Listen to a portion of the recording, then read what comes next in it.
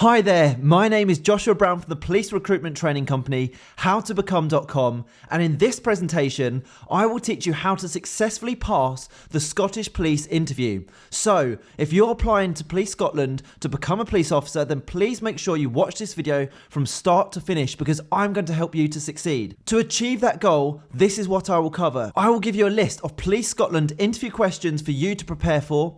I will also provide you with example high scoring answers to those questions to help you to succeed, and I'll also make sure to give you some essential tips for scoring highly at your Police Scotland interview before finally telling you how you can download further resources including all of the answers to help you to prepare. And just very quickly, please don't forget to subscribe to my channel because I want to help you to pass your interview, and I can only do that if you're subscribed. And please don't forget to hit that like button because this tells me you find these tutorials useful. Okay, let's jump straight into the tutorial. Now, the first area that I want to cover are the Police Scotland Competencies and Values Framework. Now, the following competencies and values are essential to passing the interview stage. You will be scored against these throughout your interview. So make sure you stick around to the end of this video as I'm going to show you how you can score highly against all of these following values and competencies at your interview, including showing you example high scoring answers to each interview question. Now, Police Scotland will assess you on 4 values, and these consist of integrity, which means providing a consistent service for the community, which is in the best interest of the community and Police Scotland. You build relationships and act as a role model using impartiality when making decisions, and you're responsible for your own actions. The next value is fairness. You take into account the needs of others on an individual or group basis and deal with any issues in a fair, controlled, and tolerant approach, showing the correct levels of understanding and empathy. Now, the third value is respect. Now, this means you deliver professional and consistent police services to the public whilst acting considerately and appreciative to the needs of the community. Now, finally, the last value for Police Scotland is human rights. Now, it's your duty as a police officer to protect the human rights of others and show equality, no discrimination, and respect to all. Now, they were the values. Let's take a look at the core competencies that Police Scotland will assess you against. Now, these are collated into a group of 3 clusters, or groups, each consisting of 2 further competencies. Now, that sounds confusing, but bear with me because the clusters are just essentially groups that contain the competencies you will be assessed against. So let's take a look. So the first cluster or group is resolute, compassionate, and committed. So this group, or cluster as Police Scotland call it, contains the following 2 competencies. We are emotionally aware, which means police officers take the time to be understanding of themselves, their colleagues, and the people who they serve. The next competency is we take ownership. Now, police officers show great levels of responsibility and they must account for their own actions. So that's what we take ownership means. Now, the next cluster or group is inclusive, enabling, and visionary leadership. So this means we are collaborative. That's one of the competencies you'll be assessed against. And that means this relates to working with others to provide an improved service to our communities. And the other competency is we deliver, support, and aspire. That means police officers share the organisation's vision and mimic the values in their day-to-day activities. Finally, the third and last cluster is intelligent, creative, and informed policing. And that contains the following 2 competencies. The first being we analyse critically, which means police officers will analyse data, information, and viewpoints to combine the most comprehensive evidence, not only to make decisions, but to understand the initial cause of the issues in complicated situations. And the second and final competency is we are innovative and open-minded. And that means police officers are always inquisitive by nature and look to further improve the services which they provide or to assist others with issues. Okay, let's now take a look at the first Scottish Police interview question that I suggest you prepare for, which is, tell me about a time when you witnessed unacceptable behaviour. Now, really good tip for this. This question is testing how you align with the competencies and values of Police Scotland. And remember, all police officers are expected to challenge unacceptable behaviour. So therefore, this question is essentially asking you to confirm that you have what it takes to challenge poor behaviour. And notice that this question doesn't ask you to demonstrate that you've challenged this behaviour, but of course, it would reflect very poorly on you if you didn't, and therefore, you must show that you did. You must show that you challenged unacceptable behaviour when you witnessed it. So when answering this question, think about the following. What was the situation you were in? How was the behaviour inconsistent with Police Scotland's values? Why were people behaving in an unacceptable way, and was anyone at risk or harm? What did you say or do when you noticed this behaviour?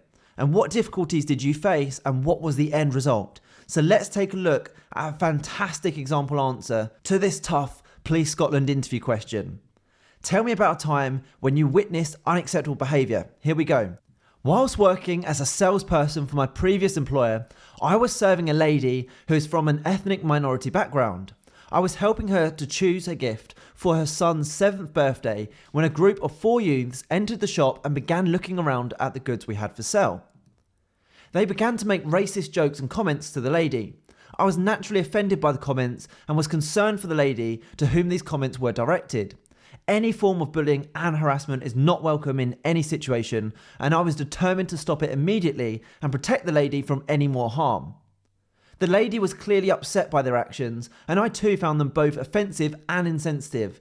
I decided to take immediate action and stood between the lady and the youths to try and protect her from any more verbal abuse or comments.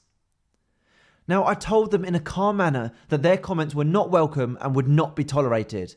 I then called over my manager for assistance and asked him to call the police before asking the 4 youths to leave the shop. I wanted to defuse the situation as soon as possible, being constantly aware of the lady's feelings. I was confident that the shop's CCTV cameras would have picked up the 4 offending youths and that the police would be able to deal with the situation. After the youths had left the shop, I sat the lady down and made her a cup of tea whilst we waited for the police to arrive. I did everything that I could to support and comfort the lady and told her that I would be prepared to act as a witness to the racial bullying and harassment that I had just witnessed. Now, I believe that people acted as they did because of a lack of understanding, education, and awareness. Unless people are educated and understand why these comments are not acceptable, then they're not open to change. They behave in this manner because they are unaware of how dangerous their comments and actions are. They believe it is socially acceptable to act this way when it certainly isn't. I also feel strongly that if I had not acted and challenged the behaviour, that the consequences would have been numerous. To begin with, I would have been condoning this type of behaviour and missing an opportunity to let the offenders know that their actions are wrong, e.g. educating them. I would have also been letting the lady down, which would have in turn made her feel frightened, hurt and unsupported. We all have the opportunity to help stop discriminatory behaviour, and providing we ourselves are not in any physical danger, then we should take positive action to always stop it. Now that's a really strong answer to that tough interview question that's really going to make you the standout candidate at your interview. Let's take a look at the next interview question. Can you give an example of a time when you have used good communication to solve a difficult problem? Now this question wants you to demonstrate your proficiency with communication and how you have used it to resolve a problem. Now you're going to get lots of questions asking you how you resolved problems or how you used your initiative or overcame a challenging situation during your interview. So this is a really good question to prepare for. And therefore you must show the interviewers that you can use effective communication in a positive and effective manner, in a way that you can help serve the public. Now this is a great opportunity to show that you can take ownership, innovate, collaborate, inspire and think critically, and potentially many more of those values and competencies we looked at earlier. So here's a great example answer to help you that incorporates all of those.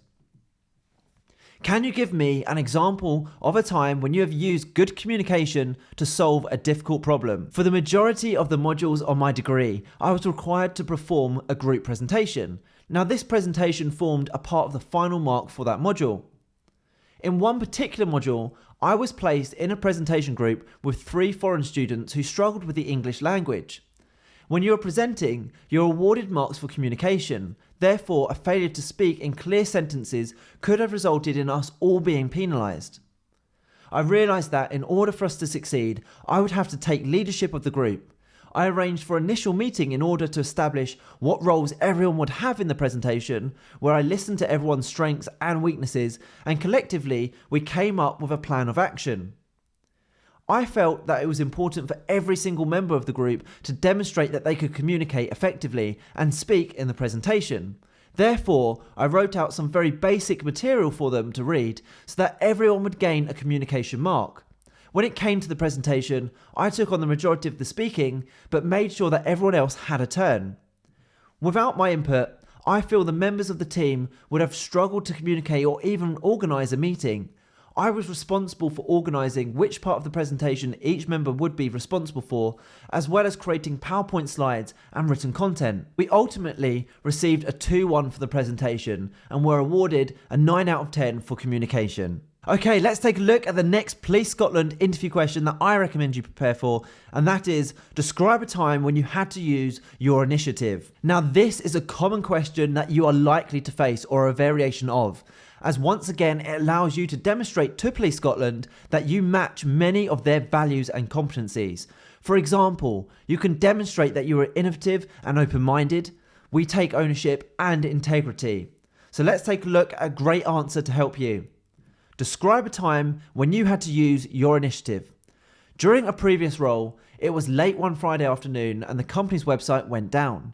This was particularly problematic for a few reasons, not least that the manager had already gone home and the company had a big weekend sale planned for the website. I was unable to contact my manager, who had left me in charge to get the final preparations made for the website sale.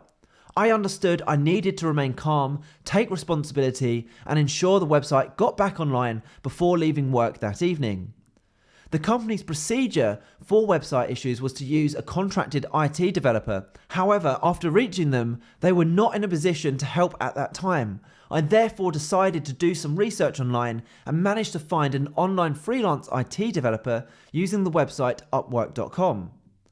I vetted the freelancer using the website's tools, and I also had a quick call with them to ensure they would be able to handle the issue swiftly and professionally.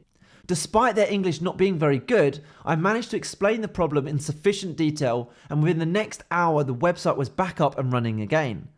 Finally, I asked the developer to create a step-by-step guide of what to do in case the issue ever happened again, so that the company could get back up and running as quickly as possible. Now, by taking responsibility, remaining calm and using my initiative, I was able to get the website back up and running again, and the website sale was able to go ahead as planned. Now let's take a look at some other Police Scotland interview questions I recommend that you prepare for. These include, tell us about a time when you had to take responsibility for solving a difficult problem. What are the responsibilities of a police officer? Describe a time when you were innovative and open-minded. What are the priorities of Police Scotland? Describe a situation when you intervened in a difficult situation and took ownership for solving the problem. What is respect and dignity, and how would you demonstrate this as a police officer? Tell me about a time when you promoted or supported change within an organisation. Tell me about a time when you worked closely with an individual or group of people from a different background to yourself. Describe a time when you failed, and what did you do? Now, if you would like to download example answers to all of these and more police officer interview questions, click the link in the top right hand corner of the screen right now, head through to my website, howtobecome.com. Here you'll be able to download my Scottish Police interview questions and answers guide. It covers all of the interview questions and answers that you're going to face at your interview, and more importantly, how you can answer them with high scoring answers.